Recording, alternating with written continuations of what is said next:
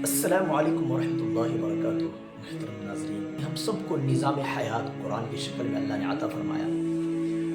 قرآن ایک ایسا نظام ہے، ایک ایسا رولز آف لائف ہے، ایک ایسا قانون ہے جو انسان کی تربیت اکارڈنگ ٹو نیچر کرتا ہے کہ ایک انسانی زندگی کے لیے کیا چیز ضروری ہے، کیا چیز ضروری نہیں ہے، کیا چیز موسٹ امپورٹنٹ ہے، اس کو قرآن بیان کرتا ہے۔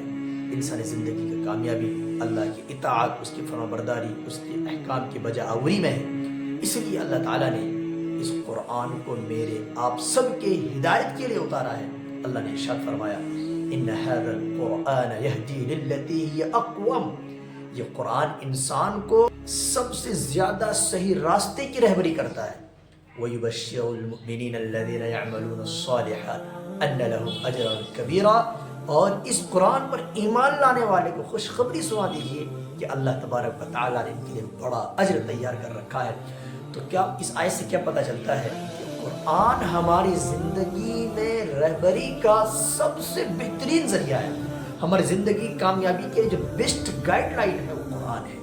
اللہ نے انسان اور اسلام کے ماننے والوں کو کامیابی کا فارمولہ قرآن کی شکل میں عطا فرمایا ہے۔ اللہ تبارک و تعالیٰ نے کہا ہے کس پرستھتی میں کس طرح کا ڈیسیزن لینا ہے۔ اللہ نے کہا ہے تمہیں کس کی اطاعت کرنی ہے، کس کی نہیں کرنی ہے۔ اللہ نے کہا ہے تمہیں سروائیو کرنے کے لیے کاروبار لین دین کرنے ہیں، اس کو کیسے انجام دینا ہے۔ اللہ تبارک و تعالیٰ نے کہا ہے کہ انسانی زندگی کے لیے رشتوں کی کیا ویلیو ہے، تو اللہ تبارک و تعالیٰ نے ان رشتوں کی عظمت کو بیان کیا ہے۔ اس کے بعد اللہ نے اس دنیا کے اندر ترقی کرنے کے لیے، کامیاب ہونے کے لیے، اپنے خلافت کے مقصد کو پورا کرنے کے لیے، اس زمین کو اللہ کے حکم سے آباد کرنے کے لیے اللہ نے جو فارمولہ دیا ہے، محبت کا، الفت کا، امن کا، اسی طرح سے تعلیم کا، تربیت کا، وہ سب اللہ نے قرآن میں ارشاد فرمایا۔ سورہ نور پارہ نمبر 18 میں اللہ نے ارشاد فرمایا، وعد اللہ الذین آمنوا منکم وعملوا الصالحات لیستخلفنہم فی الارض کما استخلف الذین من قبلہم۔ اللہ تبارک و تعالیٰ نے جیسے پہلے لوگوں کو خلافت عطا کی ہے، اگر تم واقعی ایمان پر جمنے والے ہو، ایمان لانے والے ہو، ایمان اصول کو اپنی زندگی میں اپنانے والے ہو، تو اللہ تبارک و تعالیٰ تمہیں بھی اس زمین کا خلیفہ بنائے گا، اس زمین کی حکومت اللہ تمہارے ہاتھ میں دے گا۔ لیکن افسوس کی بات یہ ہے آج امت مسلمہ قرآن سے دور ہے۔ وہ واقعہ یاد کیجئے جب شیخ الہند رحمۃ اللہ علیہ مالٹا کی جیل سے نکل کر آئے تھے، جلسے میں بڑے مجمع میں یہ اعلان کیا تھا کہ اے لوگو، میں نے اس امت کی غلامی کے پیچھے کی وجہ پر جب غور کیا تو مجھے دو باتیں سمجھ میں آئی۔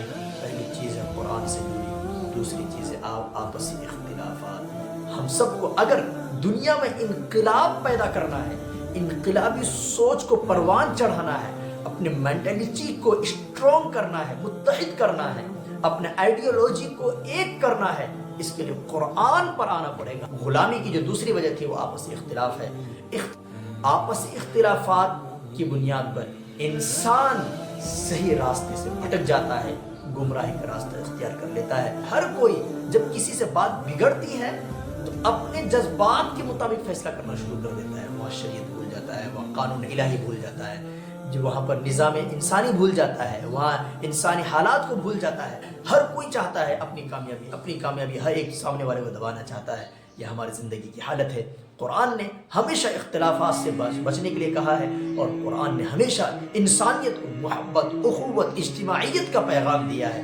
پچھلی ویڈیو میں نے آپ کو رشتوں کے متعلق بتاتے ہوئے کہا تھا اللہ تعالیٰ نے امت کو ایک کرنے کے لیے اس کے عملی مشق کے طور پر ہمیں نماز کے عمل دن میں 5 دفعہ عطا فرمایا ہے۔ اس کے بعد ہفتے میں جمعے کی نماز عطا فرمایا۔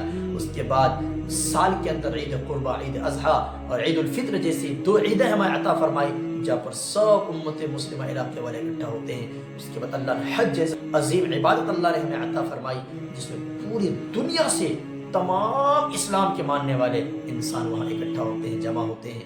یہ جو اجتماعیت کا ایک نظارہ ہے، یہ قرآن اسی کا سبب دیتا ہے۔ قرآن نے کہا انما المؤمنون اخوہ فاصلحوا بین اخویکم۔ مسلمان کا بھائی ہے۔ بھائی کا مطلب کیا ہوتا ہے؟ قرآن نے بھائی کا ورڈ یوز کیا ہے۔ اگر تمہارا خونی رشتہ ہوتا ہے تو بھائی کے ساتھ ہمدردی کا ہی معاملہ کیا جاتا ہے۔ اگر کوئی اس نے بے اصولی کر دی ہے، اس کے بے اصولی اسے سمجھا کر اس کے ساتھ ہمدردی کا ہی سلوک کیا جاتا ہے۔ تو اللہ نے پوری امت مسلمہ کو بھائی بنایا ہے۔ تو میرے بھائی بزرگوں، جب قرآن نے اتنا خوبصورت پیغام امن کا، محبت کا دیا ہے، تو تو ہمیں اور آپ کو اس زمانے میں نفرت کے ساتھ زندگی نہیں گزارنی چاہیے۔ محبت ایمان کا وطیرہ ہے، محبت ایمان کے ماننے والوں کا شیوا ہے، محبت مسلمانوں کی پہچان ہے، بھائی چارگی، اخوت، انسانیت کے تئیں ہمدردی، یہ مسلم امہ کی شان ہے۔ اس لیے میرے بھائی بزرگوں، آج ہم جو آپسی اختلافات کی وجہ سے پریشان ہیں، آپسی رنجشوں کی وجہ سے جو پریشان ہیں، اس کی بنیادی وجہ قرآن سے دوری ہے۔ ہم سب کو اگر دنیا میں انقلاب پیدا کرنا ہے، انقلابی سوچ کو پروان چڑھانا ہے، اپنے مینٹلٹی کو اسٹرونگ کرنا ہے، متحد کرنا ہے، اپنے آئیڈیالوجی کو ایک کرنا ہے، اس کے لیے قرآن پر آنا پڑے گا۔ دیٹ از امپاسبل وداؤٹ قرآن۔ یہ تمام فارمولے زندگی کے چاہے کتنوں بھی سنگٹھن بنا لیں، کتنی بھی جماعتیں ہم ترتیب دے لیں، کتنی بھی انجمنیں قائم کر لیں، اگر ہماری زندگی میں قرآن اور اس کے اصول نہیں ہے، ہم زندگی کی کسی فیلڈ میں کامیاب نہیں ہو سکتے۔ اس لیے فارمولہ کامیابی کا قرآن ہے، رشتہ داری کا فارمولہ قرآن ہے، محبت کا فارمولہ قرآن ہے، امت کی شان قرآن ہے، امت کی پہچان قرآن ہے، امت کو متحد قرآن کرتا ہے، اور امت کے درمیان نفرت کو ختم قرآن کرتا ہے۔ قرآن نے ہی انسانیت کو جینے کا پیغام دیا، قرآن نے ہی انسانیت کی عظمت کو بیان کیا، قرآن نے ہی ایک دوسرے کے حقوق کو بیان کیا، قرآن نے ہی دلوں کا سکون عطا فرمایا۔ اللہ فرماتا ہے الذین آمنوا تطمئن قلوبہم بذکر اللہ الا بذکر اللہ تطمئن القلوب، کہ دلوں کا اطمینان اللہ نے قرآن میں رکھا ہے۔ قرآن کا ایک نام ذکر ہے۔ اللہ نے فرمایا نمبر 14 صفحہ نمبر 1 انا نحن نزلنا الذکر وانا له لحافظون۔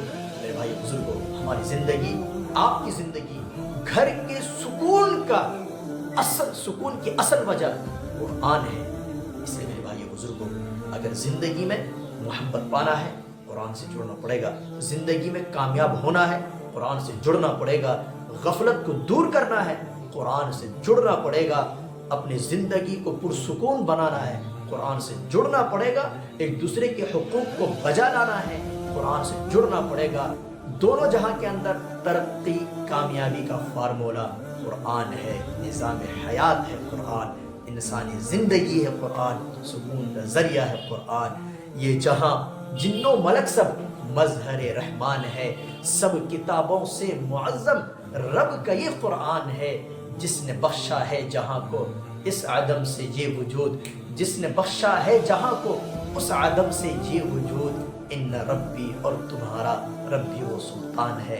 اللہ تعالی ہم سب کو قرآن سے جڑنے کی توفیق عطا فرمائے، آمین۔ السلام علیکم ورحمۃ اللہ وبرکاتہ۔